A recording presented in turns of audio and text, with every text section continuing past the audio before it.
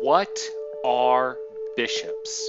Anglicans, like many other Christians, have certain officials in the church called bishops. The word bishop comes from the Greek word episkopos, which means overseer, and gives us a hint to what their purpose is: oversight of the church. Just as how a parish is generally ministered to by a priest, a diocese will be ministered to by a bishop.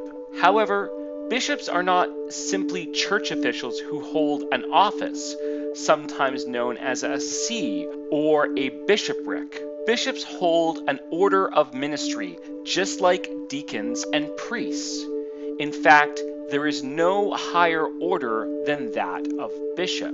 Generally, most Christians won't see their bishop very often. That being said, canon law can require them to visit each and every parish in their diocese within a certain time span. When conducting said visits, it is customary for bishops to carry out confirmations, as in Anglicanism, this rite is reserved to be performed by them alone.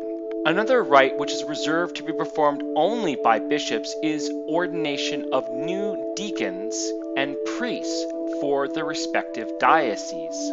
If and when a diocese is in need of a new bishop, what happens is a process called an Episcopal election. This will take place via electoral synod or convention of the diocese, electoral college of the province, or some really complicated process involving the British Crown. Once an episcopal election has occurred, the election is subject to a consent process.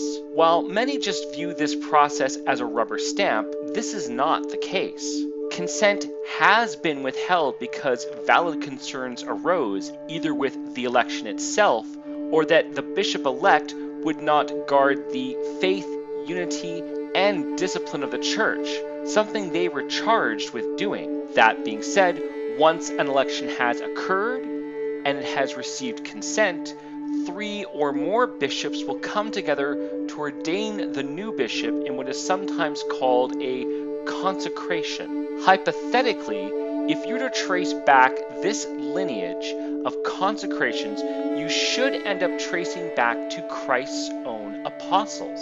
This concept is called the historic episcopate, which is sometimes confused with a similar concept called apostolic succession. On some occasions, a bishop-elect will already be serving as a bishop in another diocese. When this happens, the bishop is said to have translated from one see to another. For much of church history, bishops would hold their see for life. Nowadays, canon law dictates a retirement age for bishops. While bishops are a single order, there exist certain ranks and types of bishops. Archbishop is a rank usually reserved for a kind of bishop called a metropolitan. Metropolitans are bishops who have a certain amount of authority over a collection of dioceses known as a province. However, not all metropolitans hold the rank of archbishop, and not all archbishops are metropolitans. Sometimes, a diocese might be so vast in terms of the area it operates or the number of parishes within it that the ordinary bishop, also known as the diocesan bishop, needs help running things. This usually comes in the form of suffragan bishops, sometimes called bishops suffragan. However, any retired bishops fulfilling such a role are usually called assistant bishops.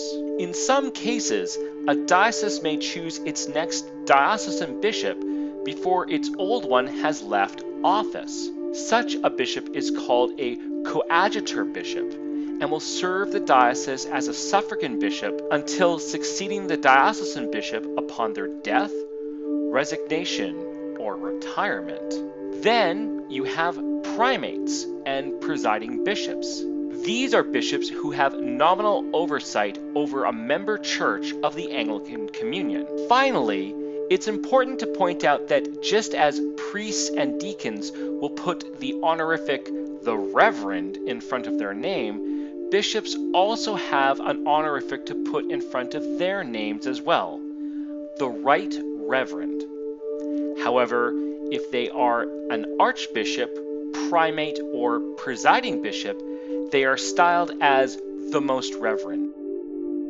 What are bishops? In short, they're an order of ordained ministers charged with oversight of the church as well as guarding its faith, unity, and discipline.